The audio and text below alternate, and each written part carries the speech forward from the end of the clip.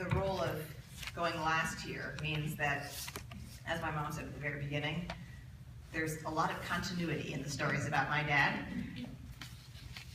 But because I'm Daddy's little girl, I get to say them all over again. The obituaries that have run in the papers and some of what you all have heard today detail a remarkable career of unbending commitment to justice and equity, one in which Dad was part of many, many firsts. Some people in recent weeks, and even some people who came in today, have been surprised to hear about Dad's professional accomplishments, because they had never known about them. That does not surprise me at all, because Dad did all of that not for glory or praise, or not even out of a sense of obligation, but because it was the right thing to do. That said, there's no question that Dad was a trailblazer in his professional life. But he was also literally a trailblazer. Anyone who was ever on a hike with him, or has come across him on the back of Cushing's Island, is familiar with his penchant for trimming back stray branches or vines, usually with his signature knife. You all know the knife. A couple of summers ago, after a storm that brought down limbs and trees on the island, he spent hours meticulously clearing a decoy path for the purpose of drawing people's attention away from the actual path to his favorite picnic spot on the back of the island. He was even known to cut the grass in our yard in DC with scissors when nothing else was available. It's a small yard, but still. Cutting back brush was just one thing that one of the ways that Dad displayed his signature enthusiasm. Whether it was discovering with glee the best raspberry patches on the island and keeping them secret with even more glee, outfitting the clubhouse of the August moon, first with his children and then with his grandchildren, carefully, this one has been noted before, weighing every item of shared gear and supplies for each Katahdin trip. And I realize as I say this that there's a fine line between enthusiasm and obsessiveness. Dad crossed that occasionally. Listening to Red Sox games on the radio hat. Remembers the radio hat? Yeah, Kara's nodding. Or the green ball radio, which is in the back there on the memorabilia table, depending upon the area, the era. Bragging shamelessly about his wife, his children, his grandchildren, his children-in-law. As we've heard, pulling out his harmonica or simply bursting into song if the harmonica was not available at appropriate and inappropriate times.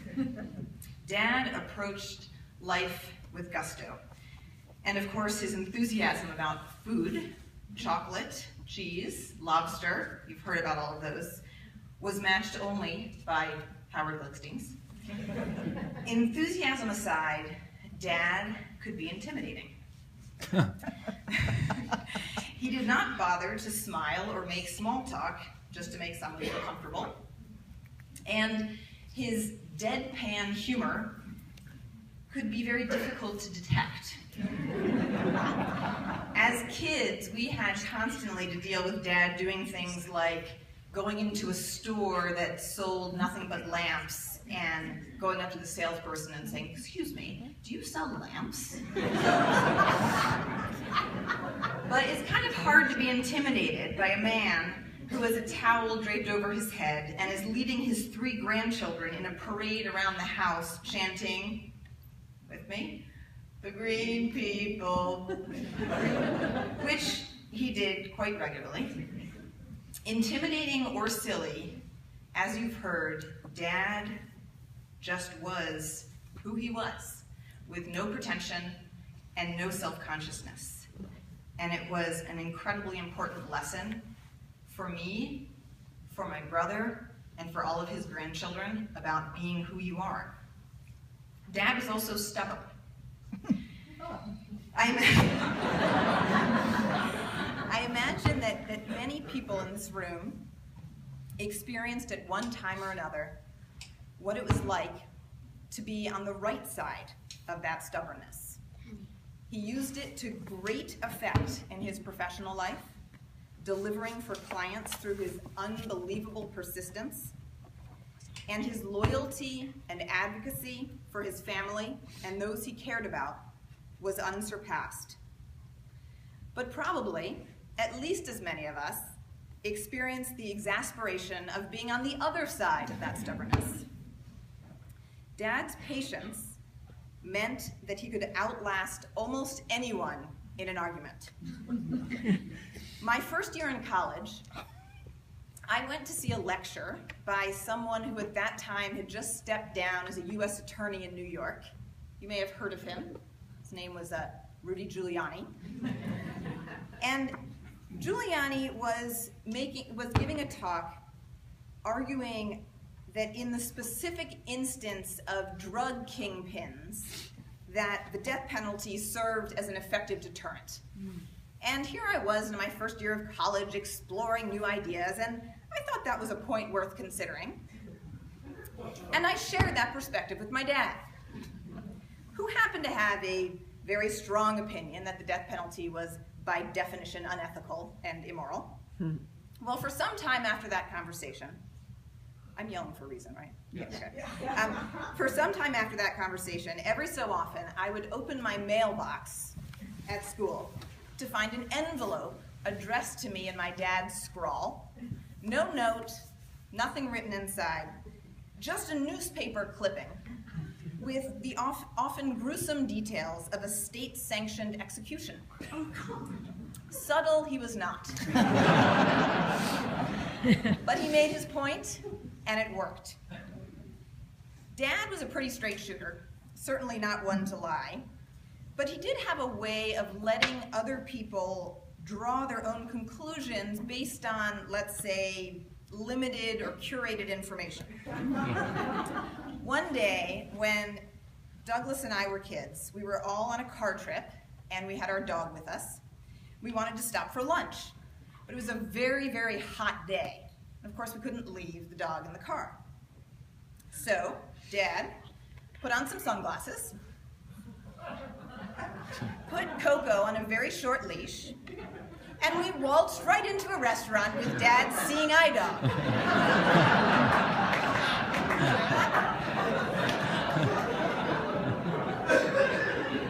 Then there was a period of time when Dad would regularly hitchhike to work. When we were living in Baltimore, he was working at the University of Maryland Law School.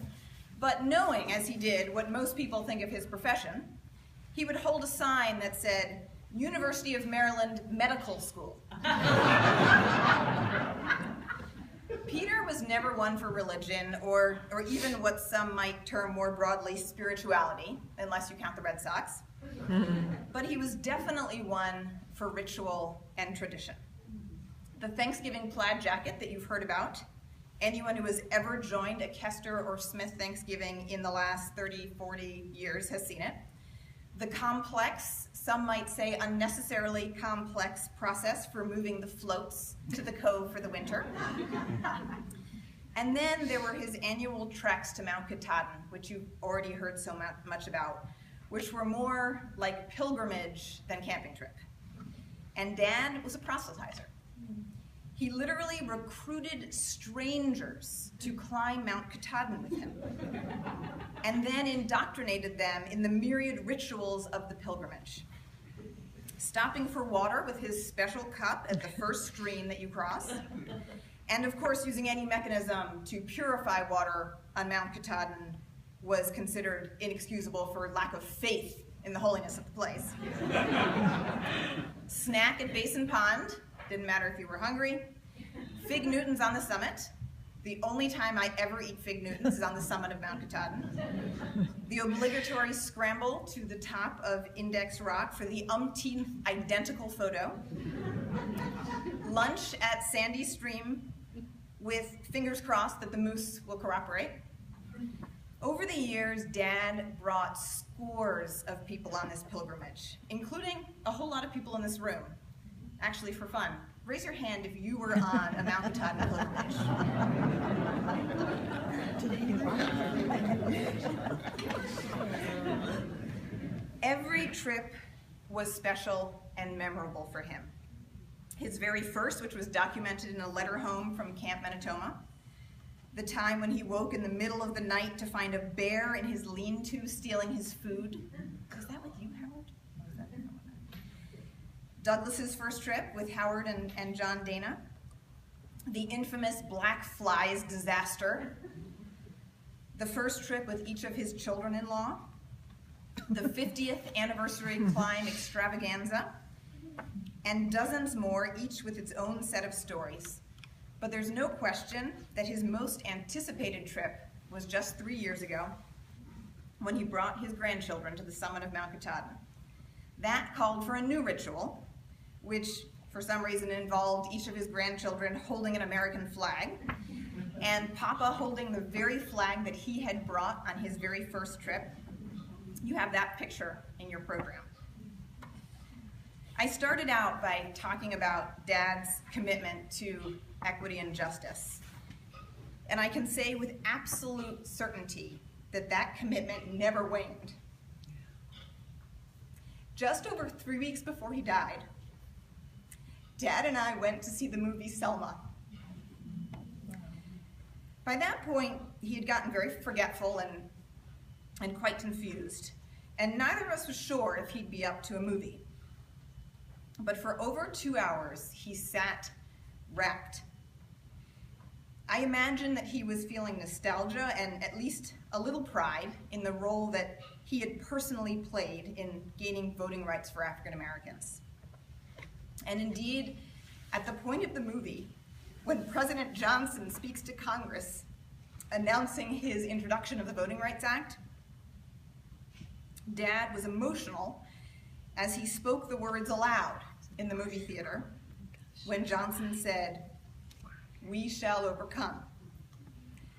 But when the movie was over, and I asked Dad what he thought about it, he did not speak of pride or nostalgia. What he said was that was a hard movie for him to watch because there is so much more work to do.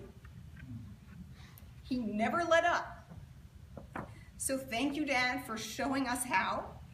And now, it's up to the rest of us not to let up.